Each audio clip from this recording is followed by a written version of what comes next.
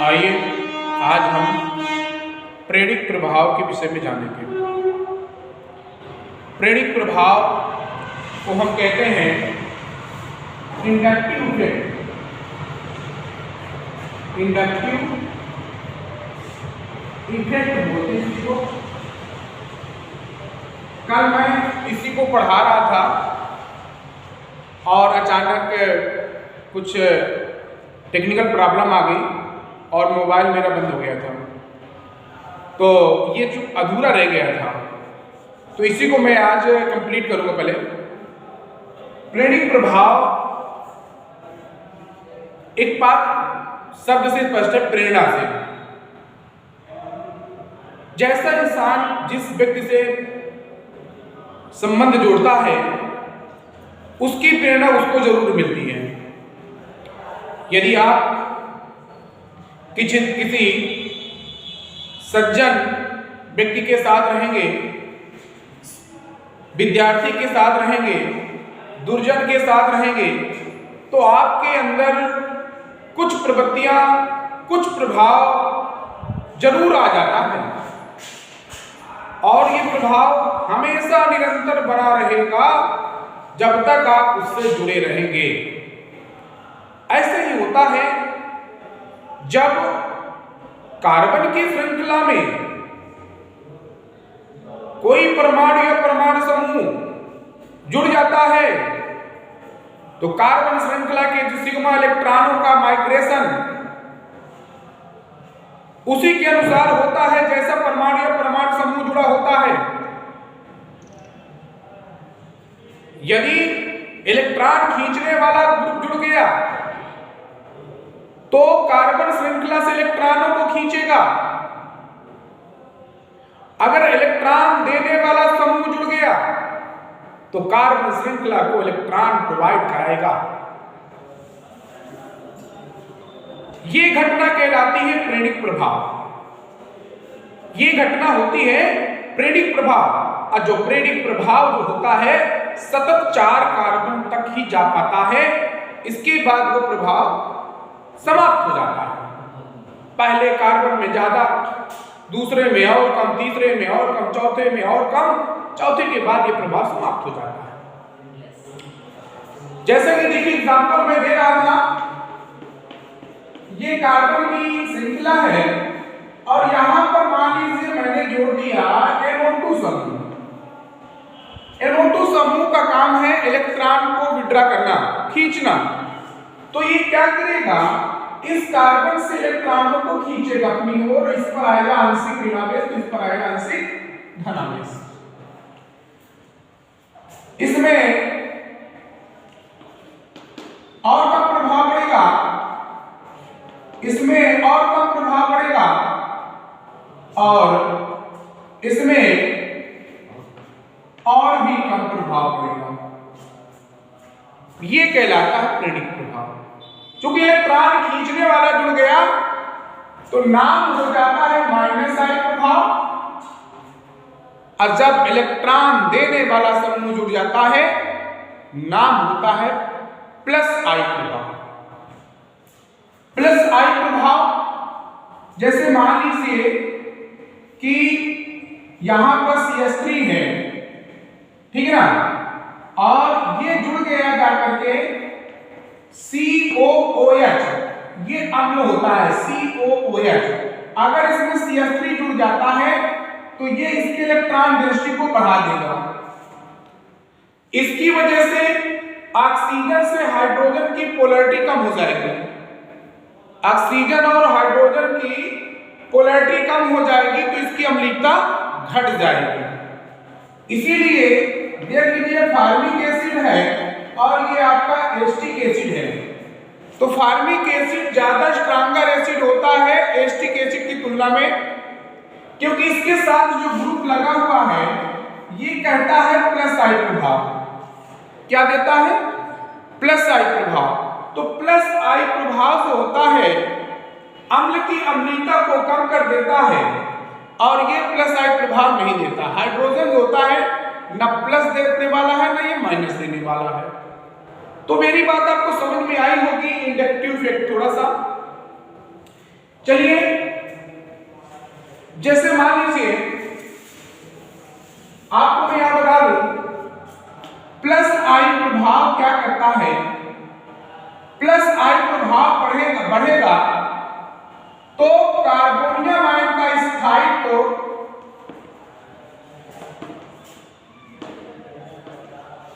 ये बढ़ेगा, carbonium ion का स्थायित्व बढ़ेगा। फ्री रेडिकल्स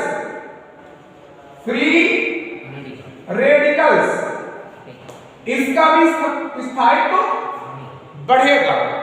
लेकिन अगर कार्बन आयन आता है तो कार्बन आयन की स्टेबिलिटी जो होती है ये घटा करती है, तो ये होता है इसका इफेक्ट। साथ में प्लस आई जब प्रभाव बढ़ता है तो एसिडिक नेचर जो होता है ये भी घटता है, एसिडिक नेचर घटता है। अगर हम माइनस आई प्रभाव ले लें तो अगर माइनस आई प्रभाव बढ़ेगा तो स्टेबिलिटी ऑफ कार्बोनियम आयन की स्टेबिलिटी जो होगी, कार्बोनियम आयन की स्टेबिलिटी घटेगी, फ्री रेडिकल की स्टेबिलिटी घटेगी और कार्बन आयन की स्टेबिलिटी बढ़ेगी।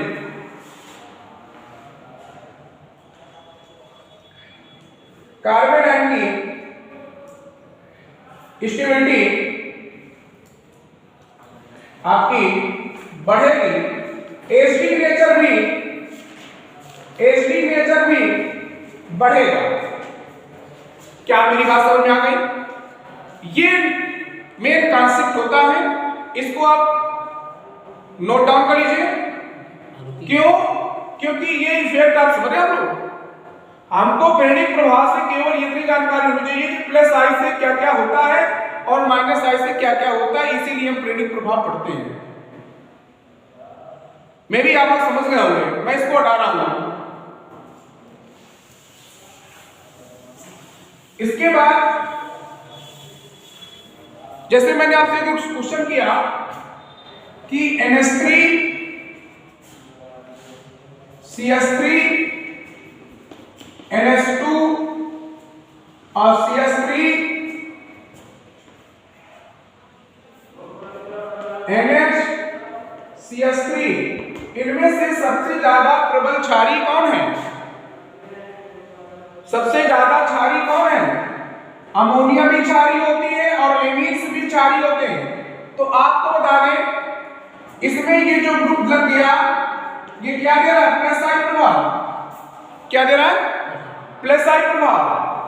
और ये प्लस आई प्रभाव, ये भी प्लस आई प्रभाव। तो आपको बता दें कि प्लस आई प्रभाव अगर बढ़ेगा तो बेसिक कैरेक्टर भी बढ़ेगा, बेसिक कैरेक्टर भी बढ़ेगा। ये बारह लास्ट वाला से बेसिक कैरेक्टर भी बढ़ता है।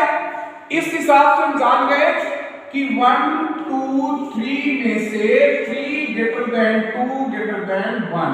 बट एक चीज बता दें, एमीन से अगर मैं टर्सरी एमीन ले लूंगा तो कंडीशन कुछ और हो जाती है, वो आपको 12 में बताएंगे क्या रीजन होता है, इसका ऑर्डर में चेंज भी हो जाता है एमीन में। खैर, इसी प्रकार से अगर मैं अम्लों के विषय में चर्चा करूं, कौन सा अम्ल ज्यादा प्रबल है, चलिए मैं इसके विषय बता रहा हूं। देखिए, जैसे मानिए CH3 यहां पर लगा लिया मैंने फ्लोरीन, COOH, यहां कर लिया मैंने क्लोरीन, COOH, यहां पर कर लिया मैंने ब्रोमीन, CH2 COOH। अब इसमें मैंने आपसे पूछ लिया कि इनमें से कौन सा प्रबल अम्ल है, कौन सा प्रबल अम्ल है। तो आपको ये पता है कि ये कौन सा समूह जुड़ गया इसमें से? माइनस आई वाला। ये कौन सा है? ये भी माइनस आई। ये कौन सा है? ये भी माइनस आई। माइनस आई क्या करते हैं? अम्लीयता को बढ़ाते हैं। अम्लीयता को बढ़ाते हैं, तो फिर कौन ज्यादा प्रबल हो जाएगा? तो स्वाभाविक बात है किसकी इलेक्ट्रोनेगेटिविटी सबसे ज्यादा है, तो सबसे ज्यादा प्रबल अम्ल ये हो जाएगा नंबर 1, नंबर 2, नंबर 3। तो number 1 greater than number 2, number greater than number 3। तो प्रेरिक प्रभाव आपको समझ में आया होगा। चलिए अब मैं इसके बाद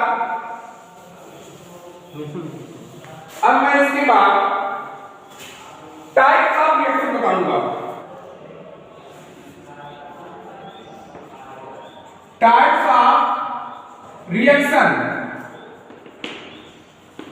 रिएक्शंस पढ़ेंगे। अब क्रियाओं के प्रकार। अब क्रियाएं मुख्यतः 4 प्रकार की होती हैं। एक होती है एडिशन रिएक्शन,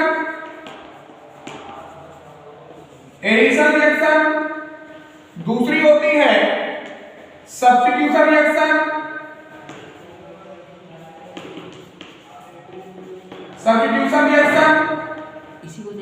तीसरी होती है इलिवेशन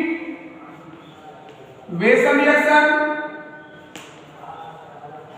और एक होती है रीअरेंजमेंट रिएक्शन।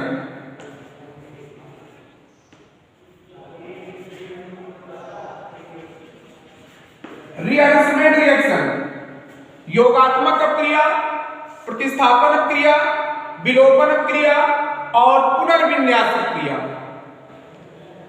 तो योगात्मक अपक्रिया क्या है, इसकी परिभाषा समझिए पहले। वह रासायनिक अपक्रिया जिसमें परमाणु या परमाणु समूह किसी अभिकारक से जुड़ करके यौगिक का निर्माण करते हैं, योगात्मक अपक्रिया कहते हैं। योगात्मक अपक्रिया में यौगिक का असंतृप्त भाग संतृप्त हो जाया करता है, तभी योगात्मक अपक्रिया होगी। जैसे मान लीजिए मैं आपको योगात्मक अपक्रिया का एग्जांपल दे रहा हूं। CH2 double bond CH2 plus मान लीजिए मैंने Cl2 ले लिया, तो CH2 Cl single bond CH2Cl,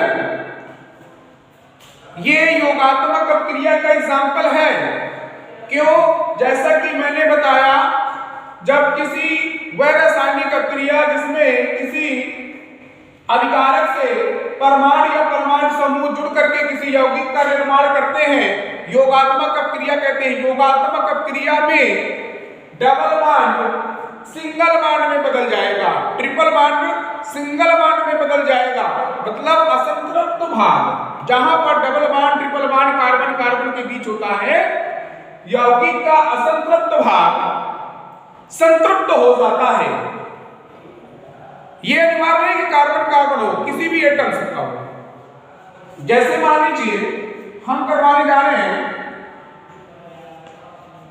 CH3 CO CH3, इसमें अगर मैंने HCl से क्रिया करा दिया तो ये बॉन्ड यूं टूटेगा,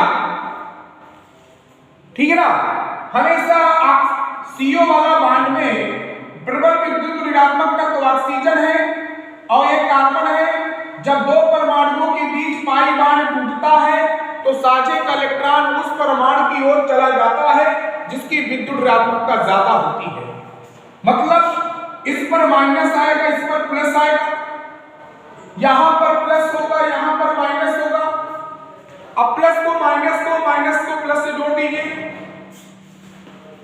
CH3 COH CH3 और आगे यहां पर Cn, इसको बोलते हैं साइनोहाइड्रिन। क्या बोलते हैं इसको? साइनोहाइड्रिन, एसीटोन साइनोहाइड्रिन इसका नाम है। तो देखिए इसमें डबल बॉन्ड टूट करके सिंगल बॉन्ड में बदल गया कि नहीं बदल गया? इसीलिए इसका नाम होता है योगात्मक अपक्रिया, एडिशन रिएक्शन, ऐड करना। एडिशन रिएक्शन कहलाता है। मेरे समझ में आपको आ गया होगा। अगली हेडिंग पड़ेगी प्रतिस्थापन क्रिया। प्रतिस्थापन क्रिया पढ़ेंगे। प्रतिस्थापन क्रिया है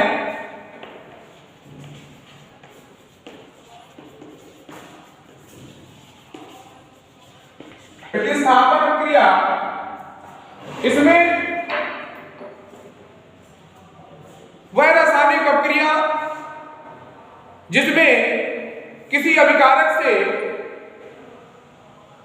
परमाणु या परमाणु समूहों का प्रतिस्थापन अन्य परमाणु या परमाणु समूह के द्वारा हो जाता है, ऐसी क्रिया को प्रतिस्थापन क्रिया कहते हैं।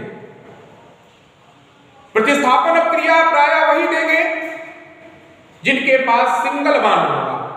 जो संतृप्त होते हैं वो प्रतिस्थापन देते हैं और जो असंतृप्त होते हैं वो योगात्मक देते हैं। ये पहचान हो जाती है। जो असंतृप्त होंगे वो योगात्मक देंगे 99%, और जो सिंगल बॉन्ड वाले होंगे, संतृप्त होंगे, वो प्रतिस्थापन क्रिया ही दे सकते हैं। जैसे मान लीजिए ये मेथेन का मैं एग्जांपल सबसे सरल ले रहा हूं। मेथेन के देखिए चारों वैलेंसी कार्बन की हाइड्रोजन के द्वारा फिल है, मतलब ये संतृप्त है। अब इसमें मैंने क्लोरीन से क्रिया कराया सूर्य के प्रकाश की उपस्थिति में, तो अब ये क्लोरीन इसमें तभी जुड़ सकता है जब हाइड्रोजन हट जाएगा, क्योंकि कार्बन की 4 से ज्यादा वैलेंसी नहीं हो सकती। 4 से ज्यादा वैलेंसी नहीं हो सकती, मजबूरी है कि हाइड्रोजन को हटना पड़ेगा। और जब हाइड्रोजन हटेगा तो बचेगा CH3 और Cl जुड़ जाएगा, निकल जाएगा HCl। क्या निकल गया? HCl। देख लीजिए ये क्रिया कैसी है आपकी, ये क्रिया कैसी है? प्रतिस्थापन क्रिया। इसने इसको प्रतिस्थापित कर दिया, हाइड्रोजन को क्लोरीन ने प्रतिस्थापित कर दिया, इसलिए इसका नाम पड़ गया प्रतिस्थापन क्रिया। अब हम विलोपन क्रिया पढ़ेंगे, ठीक है? चलिए विलोपन क्रिया किसमें पढ़े? विलोपन क्रिया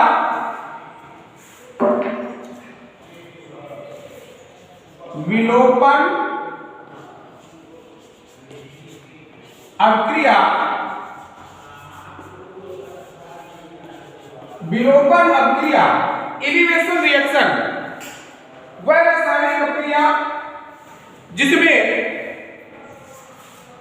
किसी अपकर्मक की उपस्थिति में अभिकारक के परमाणु या परमाणु समूह निकल जाते हैं, निष्कासित हो जाते हैं, विलोपित हो जाते हैं। इस घटना को विलोपन अपक्रिया कहते हैं। विलोपन अपक्रिया में किसी रासायनिक अपक्रिया में, जैसा कि मैं बता रहा हूं, किसी रासायनिक अपक्रिया में अभिकारक के परमाणु या परमाणु समूह अभिकर्मक की उपस्थिति में निकल जाते हैं, निष्कासित हो जाते हैं, विलोपन अपक्रिया कहते हैं। विलोपन अपक्रिया में क्या बात पहचान होती है कि जहां पर सिंगल बॉन्ड हुआ करते थे, यौगिक में डबल बॉन्ड आ जाएगा। क्यों डबल आ सकता है? ट्रिपल भी आ सकता है। संतृप्त हो जाएगा, संतृप्त से वो असंतृप्त हो जाएगा। क्यों?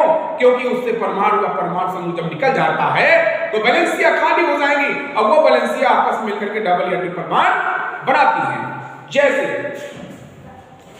CH3 single bond CH2 OH, इसकी वजह से करा रहा हूं कंसंट्रेट H2SO4 की उपस्थिति में 170 डिग्री सेंटीग्रेड गर्म कर रहा हूं, तो होगा क्या कि CH2 double bond CH2 plus H2O बनता है। इसमें से यहां का OH और यहां का H निकल करके मिलकर के H2O निकाल दिया। इस यौगिक से परमाणु और परमाणु समूह H2O निकल गया। यहां की वैलेंसी खाली हो जाएगी, एक वैलेंसी यहां की खाली हो जाएगी, डबल बॉन्ड का निर्माण हो जाएगा। यही विलोपन क्रिया है। Thank you. आप लोगों को समझ में आया होगा।